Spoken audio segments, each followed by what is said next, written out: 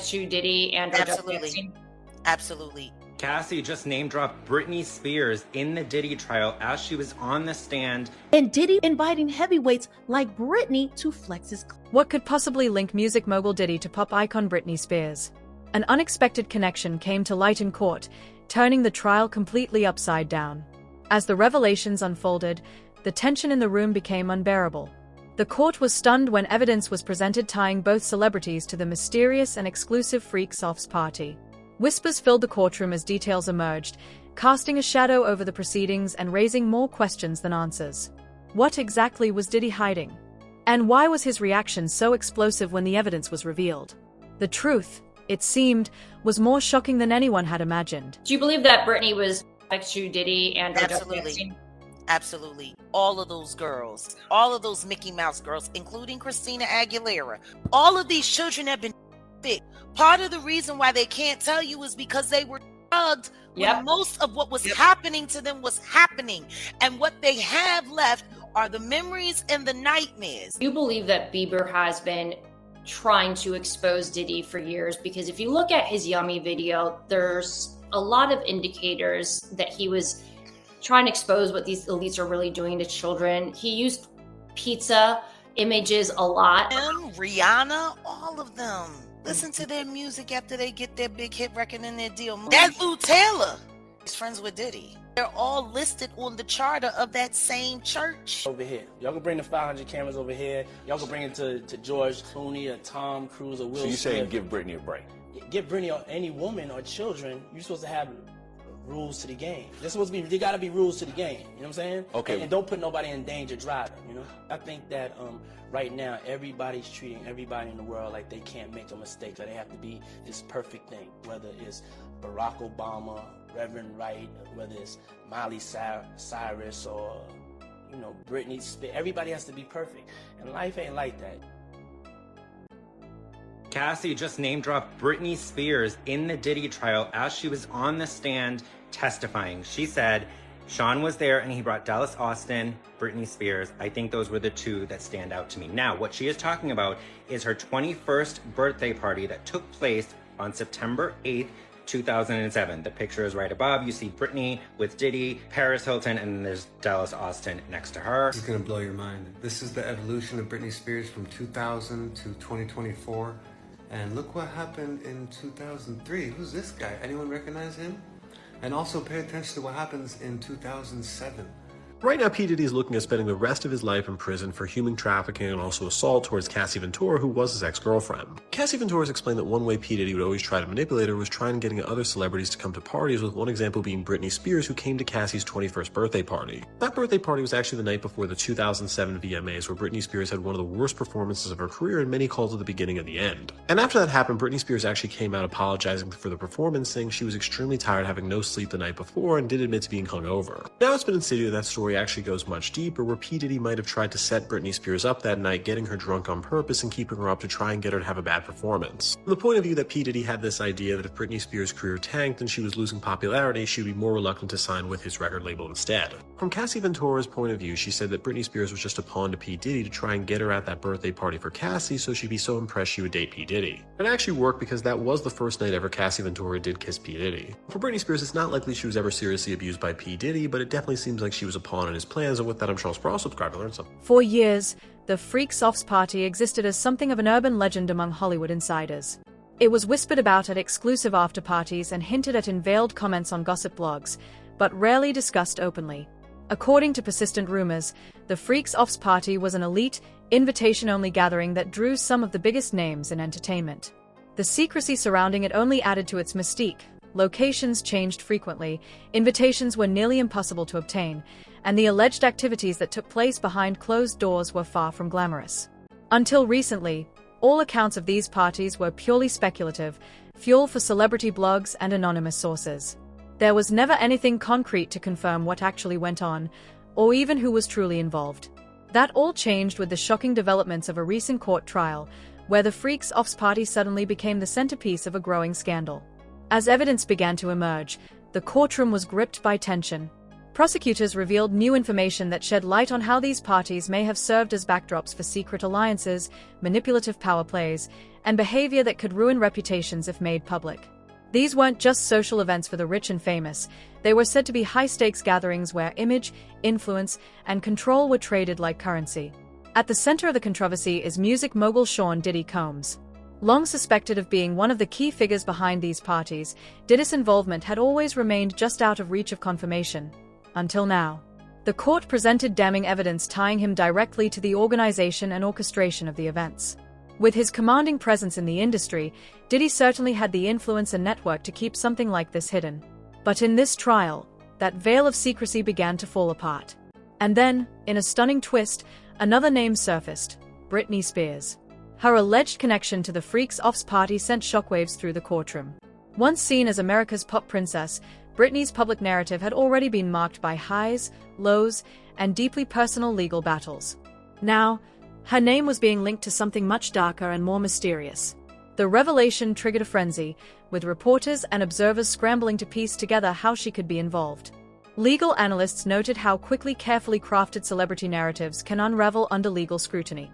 What was once considered a wild rumor had suddenly become a focal point of real-world allegations. As the trial progressed, it became clear that the Freaks Offs party was no longer a whispered secret. It was now a public reckoning. As for Britney Spears, the full extent of her connection remains unclear. Was she merely a guest at one of these infamous gatherings? A bystander pulled into a world she didn't fully understand? Or was her involvement more significant? The trial has yet to answer those questions definitively, but the speculation continues to build. One thing is certain. The revelations have cracked open a shadowy side of Hollywood, where the lines between image and reality are blurred, and the cost of secrecy might be higher than anyone imagined. Now, instead of showing a photo at the end of 2024, I'm going to show you a video of how she looks now, as of a month ago, so stay tuned. But here, the famous Meltdown 2027, I also found her reportedly going to Diddy parties in 2007, and then the whole situation. Coincidence? I don't know, you be the judge. Either way, she's looking pretty good afterwards, as if, she survived Diddy. I have nothing bad to say about Britney Spears. I hope everything's going well for her. I hope she continues to be successful. But at some point soon, it does look like she starts to become a slightly different person. But I'll let you guys be the judge. What do you think? Is it the same person from here to here and moving forward? Do we have a different Britney? Has she just aged? Is it none of my business? Is it none of all of our business? Either way, stick around, because in 2024, she has made an appearance about a month ago, and you're about to see what that is. I'm gonna get out the way. Here you are. I forget I'm famous sometimes. 2024. I'm kind of old and rough, but I thought it was kind of cool. The Sabrina girl, Carpenter, she said something by and I was like, thanks, that's cool. She's very cool. Okay, maybe not. According to a Bombshell report by Shutterscoop, Diddy's been bragging for years about hooking up with Britney that very night. A longtime associate claims Diddy told this story dozens of times, laughing about how Britney was crazy in bed and out of control. He thought it made him look like a player, another notch on his belt. Photos from that night show Britney and Diddy cozying up together. Her eyes are hidden behind sunglasses indoors at night. Just to keep that in mind. Now, she was looking like she could barely hold herself together. In 2007, Britney was 25, a global superstar, but her life was unraveling. She lost custody of her 2 young sons, was battling addiction, and was trapped in a toxic conservatorship that controlled her every move. The media was ruthless, painting her as a fallen idol. Meanwhile, Diddy was at the peak of his power. Bad Boy Records mogul, fashion icon, party king. How does one of the biggest pop stars of all time connect to such a shadowy world?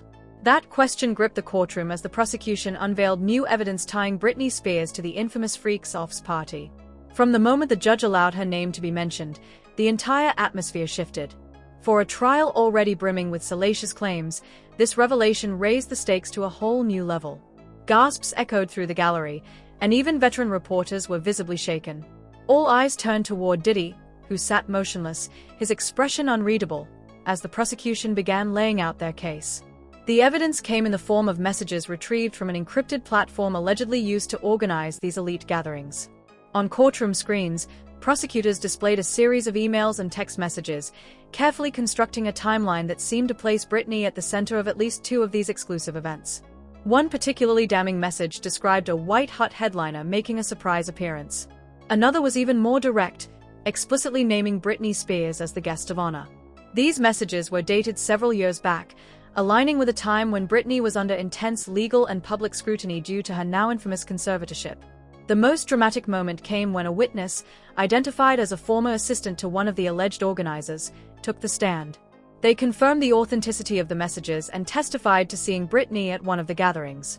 According to the witness, Britney was transported to the event in a private vehicle, escorted swiftly inside, and largely kept away from the main crowd. Despite this apparent isolation, the implication of her mere presence at such a gathering stunned the court. The prosecution's case didn't stop there. They introduced a grainy photograph into evidence, allegedly taken at one of the events, showing a blonde woman in the background of a dimly lit room. While the image lacked clarity, both the legal team and the witness insisted that the woman bore an uncanny resemblance to Britney Spears. The timeline of the photo only intensified the situation, placing Britney at the alleged event during a period when she was under the strictest terms of her conservatorship. That revelation raised deeply troubling questions. If Britney did attend these parties, was she there of her own free will, or had she been coerced? The possibility of her being used or manipulated added a chilling layer to the unfolding trial. As the evidence mounted, Britney's name became a central, inescapable part of the case. For years, Britney's image has been framed as either that of a beloved pop icon or a symbol of legal and personal exploitation. Now, that narrative faces yet another dramatic twist. Was she complicit in these secretive affairs? Or was she simply another casualty in a long history of being controlled and used by those around her? Regardless of the answer, one fact was undeniable. Britney Spears' connection to the Freaks Offs party marked one of the most shocking turns in the entire trial. And for Diddy, sitting silently as the storm unfolded, the fallout was only just beginning. Tonight, there's Britney. Obviously, that's Cassie and Diddy. More pictures from that night. Britney standing next to Diddy, 50 Cent, Paris. Another one from that night, Britney with Diddy, Cassie. Why is this important? Well, September 8th, 2007 was the night before the MTV Video Music Awards, the 2007 MTV Video Music Awards, where Britney Spears performed her now infamous performance of Gimme More. Now, also why it's important, because Lou Taylor and Robin Greenhill from TriStar Sports and Entertainment allegedly were the ones that orchestrated Britney's conservatorship to begin with, and they have been named in this Diddy lawsuit multiple times. It's a little bit jarring because the Britney fandom has always had questions about that night. These pictures are not new. We've seen these pictures for a long time, but we've always had questions on what went on that night because Britney just didn't seem okay the next day. It's September 7th, 2007, and Las Vegas is buzzing. The Strip's alive with neon lights, thumping music, and A-list celebs are bouncing from club to club. Britney Spears, the pop princess herself, is at Pure Nightclub for Cassie Ventura's 21st birthday bash, hosted by none other than Sean Diddy Combs. Paris Hilton's there, music producer Dallas Austin is in the mix, and the VIP section's a chaotic swirl of champagne, flashing cameras, and a lot of narcissistic egos. Anyway, Britney's already under a microscope, fresh off her divorce from Kevin Federline. That head-shaping moment, you guys remember that back then? And the relentless paparazzi stalking her every move. She's trying to claw her way back with a new single, Gimme More. Now, that was set to debut at the MTV VMAs in 2 ways. But that night, tonight, she's partying and the world was not watching. The moment Britney Spears' name was uttered in court, all eyes in the room shifted to Diddy. He sat at the defense table, his body still, but his jaw noticeably clenched. Up to that point, his demeanor had been remarkably composed, arms crossed, occasionally whispering to his legal team, projecting confidence even as the trial's tone grew increasingly tense. But the instant prosecutors began outlining Britney's alleged involvement in the Freaks Offs party, his expression changed. He leaned forward slightly, his hands clasped tightly on the table, his focus trained on the screen where messages and evidence were being displayed. The flicker of discomfort was subtle but unmistakable. As the allegations unfolded, the silence in the courtroom became deafening, broken only by the rustle of papers and muted gasps from reporters and attendees. Prosecutors had just finished presenting a series of text messages linking Britney to invitations for the gatherings when they transitioned to a witness statement, a key piece of evidence naming her as a central figure at one of the parties. This was the moment when Diddy's composure began to crack. He didn't stand or shout, but his eyes darted toward his lawyers with a sense of urgency. At one point, he appeared to mouth something, though it was unclear what. A sharp breath escaped him, subtle yet loaded with tension, as though he was struggling to maintain control. The courtroom atmosphere intensified further when a photo was shown, allegedly depicting Britney at one of the events. That was when Diddy betrayed his first visible outburst. He shifted back abruptly in his chair, his arms leaving the table to fold tightly across his chest. He turned his head slightly toward the gallery where spectators sat today. Though he said nothing aloud, his body language spoke volumes. His foot tapped anxiously against the floor, and for a brief moment, he appeared to shake his head in frustration or disbelief. It was a rare, unscripted moment in a trial that had been tightly orchestrated on all sides. The reaction wasn't confined to those inside the courtroom. Legal analysts and commentators immediately seized on Diddy's visible unease, framing it as a potential turning point in the trial. Some speculated it was a subtle admission of guilt, while others argued it was the reaction of someone blindsided by exaggerated allegations. Either way, the moment did not go unnoticed. Within hours, headlines splashed across media outlets, dissecting his behavior frame by frame and questioning whether this was the first crack in the confident facade he had maintained throughout the proceedings. Diddy's legal team, clearly anticipating the fallout, scrambled to respond. They insisted that his reaction stemmed from frustration over the court's willingness to accept what they described as unreliable evidence, not from any acknowledgement of guilt. During a recess, one member of his legal counsel made an off-the-record comment to reporters, dismissing the Britney revelations as a desperate attempt to involve unrelated figures. But their efforts to regain control of the narrative only fueled more speculation about what Diddy's body language may have revealed. What struck everyone the most, however, was Diddy's demeanor after the break. He returned to his seat looking rigid and stoic, barely acknowledging his surroundings as the trial continued. Whether it was guilt, annoyance, or pure shock, something had clearly shifted in him.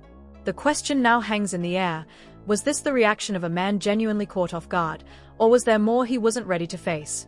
And more importantly, what role did Britney Spears truly play in the shadowy events tied to these explosive allegations? They left Pure. They moved to 50 Cent's after party at the Hard Rock Hotel, and the night, it stretched into the early hours of the morning. Insiders say that Britney was glass-eyed, disoriented, clinging to Diddy in a way that raised everyone's eyebrows. Now fast forward to September 9th, 2007. Britney takes the stage at the VMAs to perform Gimme More. It's supposed to be her big comeback, the moment she proves she's still got it. Instead, it's a train wreck. She stumbles through the choreography, lip syncs off beat, and looks like she's somewhere else entirely. Critics rip her apart, calling it the lowest point of her career. Fans, well, they're left heartbroken.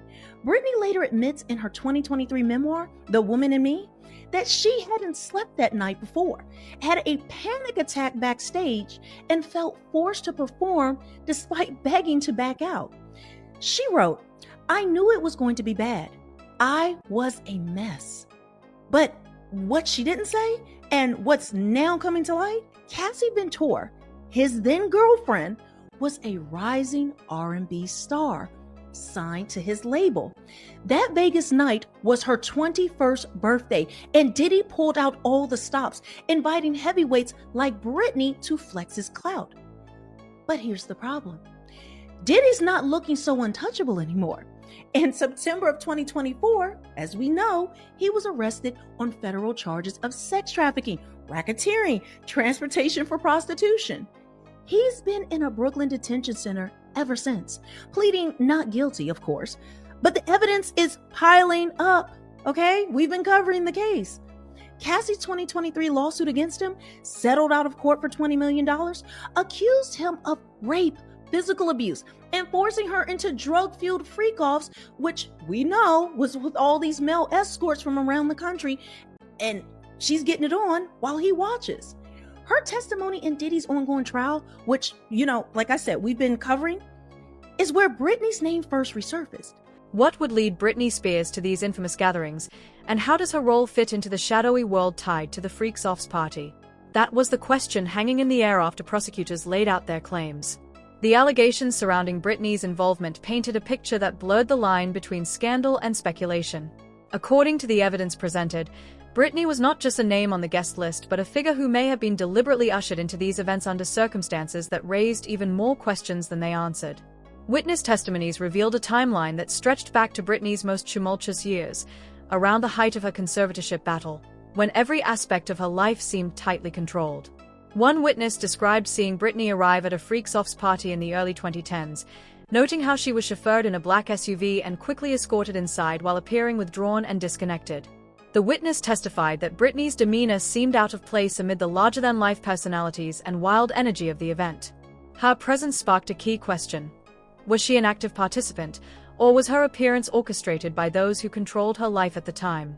Adding to the intrigue was a series of text messages and email chains entered into evidence. Some communications referred to Britney as a headlining surprise for a guest list composed of entertainment elites. Prosecutors argued that these exchanges suggested Britney had been deliberately invited to serve as a centerpiece of the event, though how much of that was by choice and how much under pressure remained unclear. One particular email from 2012 described her as tentative about attending but noted that certain key individuals had made arrangements to ensure her presence. That implication of coercion added a deeply unsettling layer to the proceedings, casting her possible attendance in a much darker light. The allegations stood in stark contrast to Britney's public image at the time. To her fans, she was a pop megastar under siege, a woman fighting for control over her own life amid a harsh and often exploitative conservatorship. The new claims suggested something far different, that she might have been involved in secretive gatherings with questionable motives.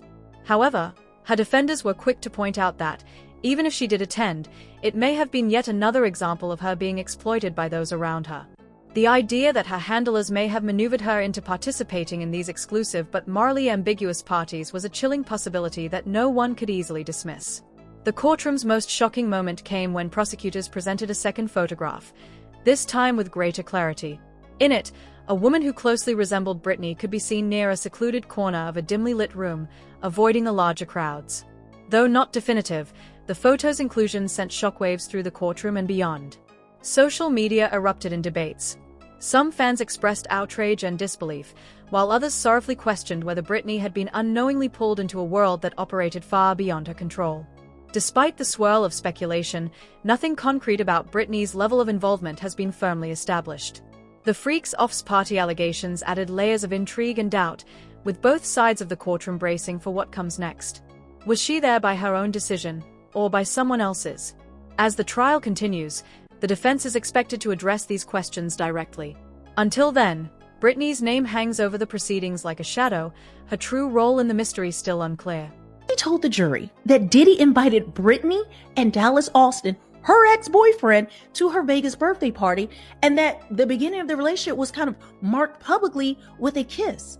Photos from Getty Images confirm Britney was there, posing with Diddy, Cassie, and Austin at Jet nightclub, another spot they hit that night. Now, I'm not sure of the mechanics of how her relationship worked, but Cassie was with Dallas Austin first. He was her producer. Then Diddy met Cassie and signed her, and that's when he made the move to take her away from Dallas Austin. So I don't know if Cassie was still with Dallas at that time, and this is when Diddy made his move, or would Dallas come to her party after Diddy has snatched her away? I don't know how it works, but it's all crazy. But understand, this was the very beginning of Cassie and Diddy's relationship, or close to it.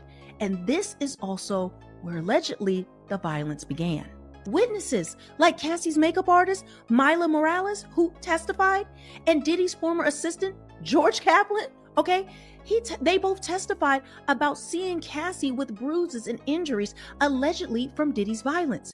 Kaplan even quit working for Diddy because he felt shook by the rapper's actions towards the women in his life. Not only not only seeing just like small things with Cassie, but another woman named Gina.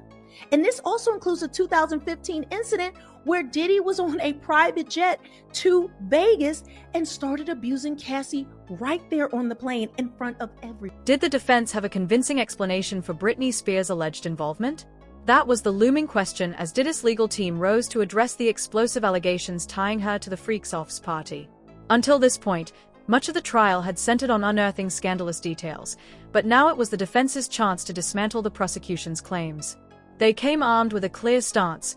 Britney's connection was, according to them, built on unreliable witnesses, circumstantial evidence, and a heavy dose of public fascination with her personal struggles. From the start, the defense painted the allegations as a desperate attempt to gain attention. They argued that tying Britney Spears to these events was not only a distraction but also an effort to inflate the salaciousness of the trial. The evidence presented is flimsy at best. One defense attorney told the court during a fiery rebuttal, pausing to emphasize what they called a lack of substance in the prosecution's narrative. The defense was quick to question the credibility of witnesses who claimed to have seen Britney at these parties, pointing out inconsistencies in their testimonies.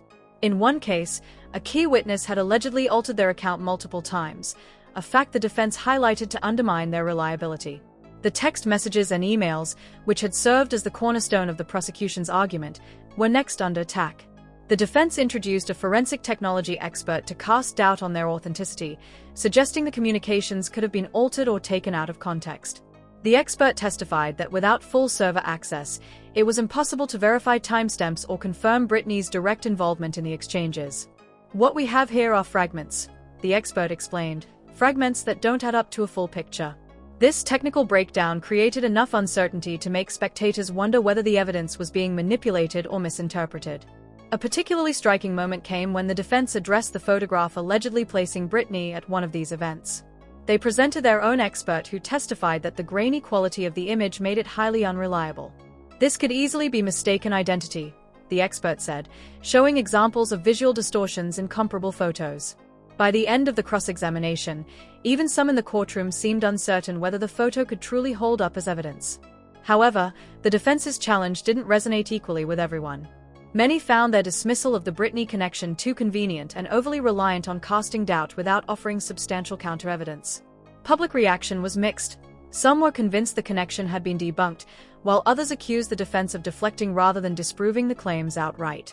Trial watchers drew comparisons to past celebrity cases where legal teams used tactics of overwhelming uncertainty to sway courts and media narratives, with varying degrees of success. One pivotal moment came when the prosecution rebutted the expert's claim about the emails, reminding the court that multiple sources had verified the chain of custody for the communications. This undercut part of the defense's argument, creating lingering doubt despite their aggressive strategy. It became clear that both the courtroom and public opinion remained divided on whether the defense's pushback truly held weight. While Diddy's team had made strides in poking holes in the allegations, the question lingered. Was it enough to erase Britney Spears from this web of scandal? One thing was certain, this trial was no longer just about Diddy. Both he and Britney's legacies hung precariously in the balance. The trial of Sean Diddy Combs has become more than a legal battle. It is a spotlight on how celebrity culture thrives on secrecy and influence. The allegations surrounding the Freaks Offs party and Britney Spears forced uncomfortable questions about exploitation, power, and accountability in Hollywood. Was Britney a victim of manipulation during her most vulnerable years? Or is this simply a case of overblown connections? As the courtroom fallout continues to ripple outward, it challenges the carefully controlled narrative surrounding these stars. What do you think is the real story behind Diddy, Britney, and these allegations?